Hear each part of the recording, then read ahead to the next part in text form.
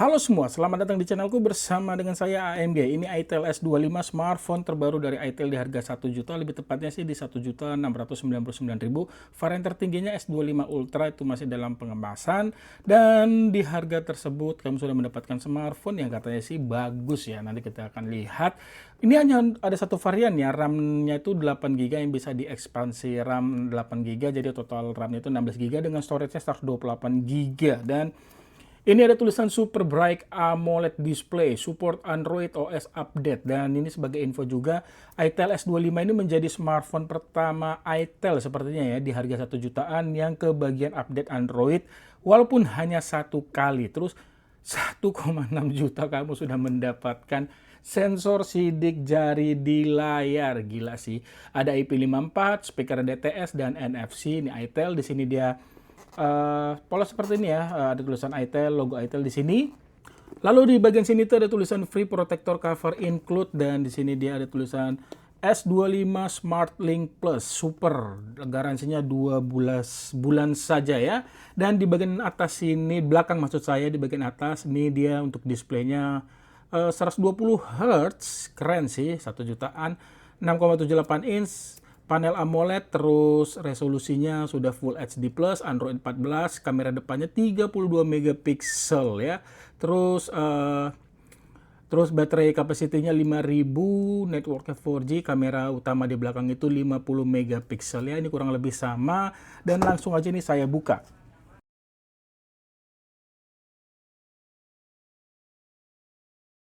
Di dalam dusnya itu kalian akan mendapatkan ya, ini dia satu buah smartphone ya. Mana sih ini? Oke, ini saya singkirkan dulu smartphone-nya. Lalu di sini itu ada yang namanya SIM ejector, terus panduan pengguna dan kartu garansi. Dan di sini itu ada yang namanya good, diberikan softcase. Saya lebih suka softcase daripada hardcase ya. Good. Dan di sini ada kepala charger yang dimana dia itu 18 watt ya, 18 watt ya supportnya, yang dimana di sini 5 volt 2 ampere dan 7,5 volt 2,4 ampere. Dan ini dia ada kabel charger USB A to USB A, dan ini saya susun terlebih dahulu, nanti saya kembali lagi. Seperti ini dia untuk smartphone-nya dibungkus plastik, di mana sini keterangan sama seperti di dusnya, tidak akan saya bahas lebih jauh. Yang saya beli ini warnanya hitam, saat itu hanya ada warna hitam, yang warna lainnya itu nggak bisa dibeli atau entah habis atau memang nggak ada stoknya saat itu. Ya terima aja apa yang ada, dan ini dia untuk warna hitamnya. Oke, dan saya buka dulu langsung ya.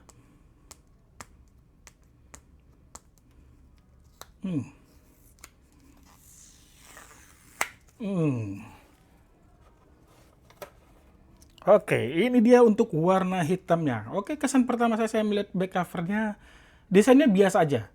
Finishingnya juga tidak terlihat seperti HP agak mewah di kelasnya. Ya ini standar saja. Lalu berikutnya tadi untuk desainnya terasa biasa aja, khususnya pada bump kameranya ini ya, yang manjang ini buat saya ini terlalu ke kanan sama terlalu ke bawah. Jadi kayak apa ya? Kesan saya pertama, saya loh kok begini, dan ini dia kan tidak simetris ya, antara jarak di atas ini dengan di sini tuh nggak simetris. Kalau buat saya sih jadi kayak, aduh kok begini, adalah wajar lah HP 1 jutaan begitu. Nggak ada yang wah sih dari desain back covernya kalau buat saya. Ya ini semua sih tergantung selera masing-masing ya. Di sini ada kamera 50 megapiksel, dan di sini nggak tahu kamera apa, dan di sini ada LED flash. Model-model desain smartphone Samsung Galaxy S24 ya. 24 ataupun 24 Plus ya. Bedanya kalau Samsung setahu saya ini nggak ada modul kamera, modul yang manjang seperti ini, nggak ada, dia langsung kamera. Oke, itu sih dia. Dan di bagian atas ini, oke, ini saya nyalakan dulu untuk pertama kali.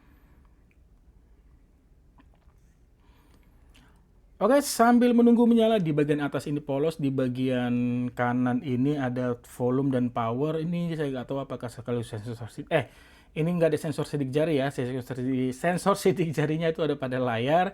Di sini ada speaker, terus port USB-C ya, dan biasanya ini bisa untuk transfer data USB OTG, dan mikrofon, dan ada juga port jack audio. Sementara di bagian kiri ini hanya ada SIM tray. Itu biasanya sih kalau HP-HP itel itu selalu membawa 3 slot ya. Semoga ini juga. Saya buka, ya dia membawa 3 slot ya, jadi ini bagus buat kalian yang mencari, yang suka menggunakan 2 nano SIM card bersama dengan 1 micro SD. Oke, ini smartphone-nya saya atur terlebih dahulu ya, nanti saya kembali lagi. Seperti ini dia untuk tampilan awal dari itel S25, di mana untuk kualitas layarnya ini benar-benar keren, warnanya cakep yang dihasilkan ya, karena ini benar-benar terlihat pekat banget warnanya, khususnya di warna hitam. Frame hitam yang mengelilingi layar kalau buat saya ini masih kategori tipis ya untuk HP di kelasnya, hanya memang di bawah ini sedikit lebih tebal. Ya, di bagian atas kayaknya sama dengan kiri kanannya, di bawahnya sedikit aja sih kalau buat saya, bisa kalian lihat ya. Ya, ini masih sedikit lebih tebal di bagian bawah, sementara di bagian atasnya ini juga ya ini lumayan simetris ya, lumayan mendekati dibandingkan di bagian bawah. Oke, dan ketika saya swipe di sini, dan ini dan untuk aplikasi yang sudah terinstall ada apa ini, Shopee, TikTok, dan Lazada. Dulu ada Vista Mahjong, sementara Aida 64, Device Info, Direct Info, dan Multitouch saya install sendiri.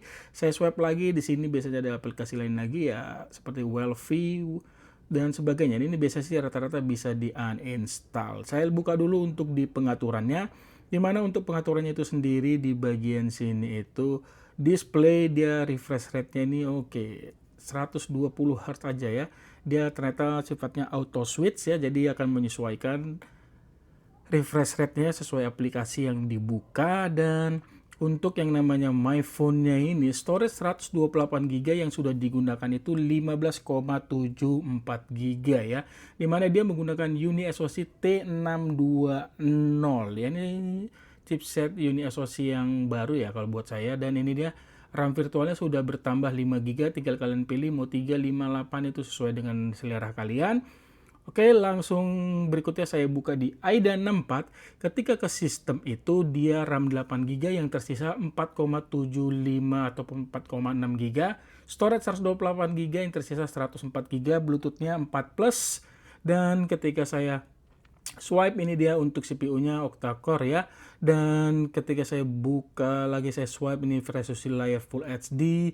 Terus saya swipe lagi, baterainya 5000, Android 14, bisa dapat satu kali Android menjadi ke Android 15. Kamera utamanya 13 megapiksel secara default, berkat proses pixel binding bisa menghasilkan kualitas foto 50 megapiksel. Kamera depannya 8 megapiksel ya. Dan saya buka device info HW, di mana dia ini 1 jutaan kamu sudah mendapatkan smartphone dengan storage jenisnya itu UFS. Jelas ini menjadi sebuah keunggulan dibandingkan storage masih menggunakan eMMC ya. Terus untuk memorinya ya kurang lebih sama di 4,5 gigaan ya, termasuk bagus.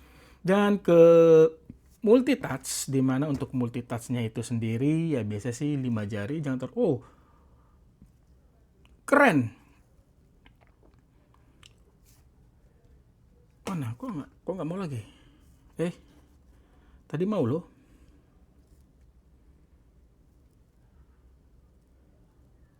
Sepuluh jari ya, ini kayaknya HP itel 1 jutaan pertama yang sudah support multitouch 10 jari, keren-keren. Dan DRM infonya itu dia sudah wideband L1, jadi cocok juga buat kalian yang senang streaming film melalui Netflix ataupun HBO Go karena bisa menampilkan kualitas HD.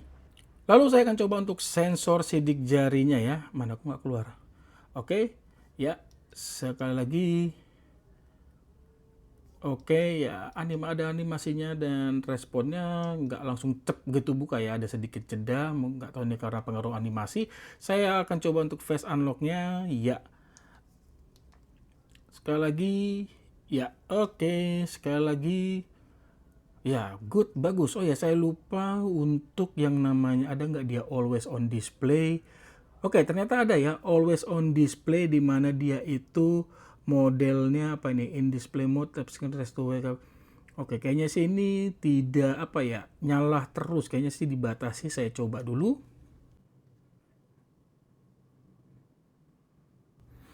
Ya, itu tadi ya, untuk always on display-nya tidak selalu menyala, hanya 10 detik saja. Dan ini saya coba untuk pasangkan soft case. Oke, soft case-nya bagus, menutupi ataupun bisa saya bilang memberikan perlindungan lah ya.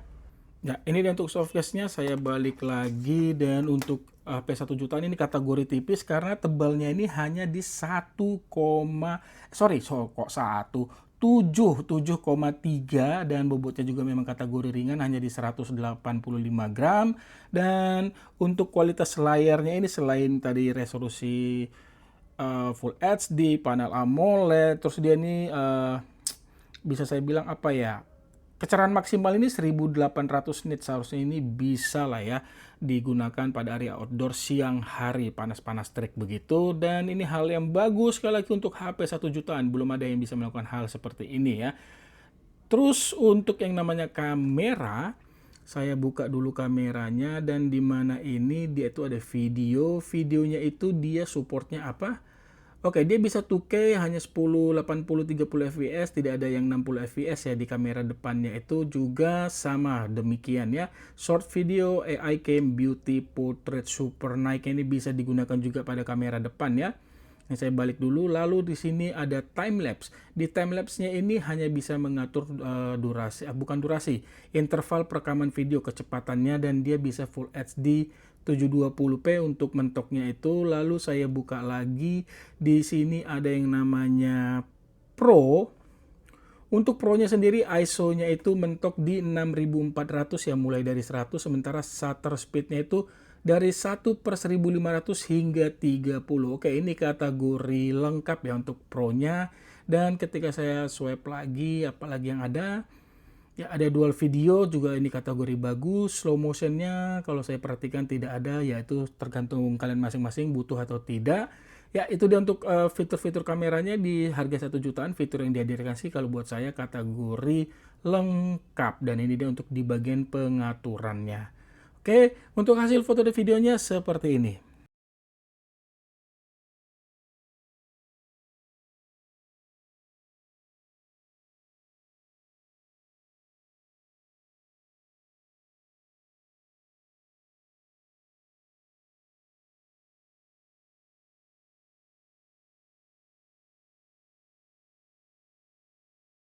Sekarang akan saya coba untuk bermain game ya di ITEL S25, yang dimana sebelum itu skor Antutu yang dihasilkan dari Uni Associate T620 itu di 331 ribuan poin. Ini di atas MediaTek Helio G81 yang mendekati MediaTek Helio G99 ataupun G100 walaupun masih di bawahnya ya.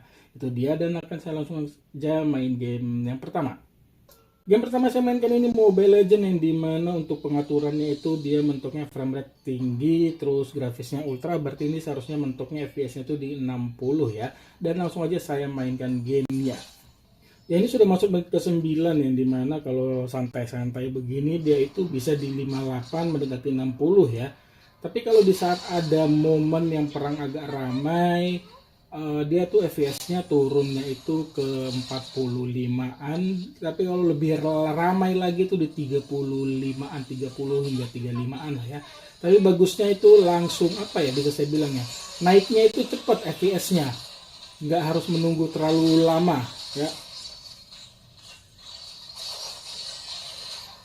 Mati lagi. Oke, ini sudah selesai dan saya akan tunjukkan FPS yang didapat ya. Oh, sudah low battery, tidak apa-apa, masih bisa dimainkan ya. View record untuk Mobile Legends itu dia di 54,163 ya. Kalau dalam game ini bisa dilihat kalau ada terjadi grafik turun seperti ini kalau udah agak ke bawah ini biasanya perangnya ini benar-benar rame, mungkin hampir semua hero-nya itu udah berkumpul ya. Itu dia, tapi itu nggak mengganggu kenyamanan saat saya bermain tadi. Tidak seperti, saya itu nggak merasa seperti kayak ada langsung kayak frame drop begitu. Bener-bener nyaman banget main Mobile Legends di ITEL S25. Saya lanjut lagi game yang berikutnya. Untuk game selanjutnya ini PUBG M ya, dimana untuk pengaturannya itu dia bisa di grafik smooth, intinya ultra. Saya mainkan di sini aja biar dapat di 40 fps. Sekarang akan saya coba gyronya dulu ya. Untuk gyronya sendiri sebentar ya. Sekarang akan saya coba untuk gyroscope-nya ya.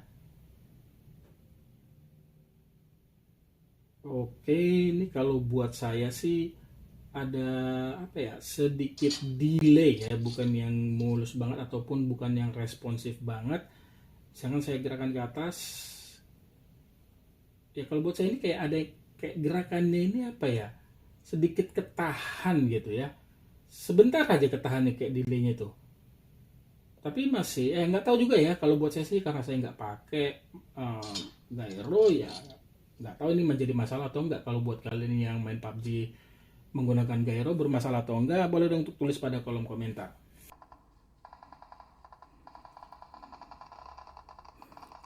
Saya nggak jago sih main ini ya. Ya setidaknya ini bisa menjadi gambaran kalian ya main PUBG di HP 1 jutaan ya, seperti inilah ya, mainkan aja di grafik smooth.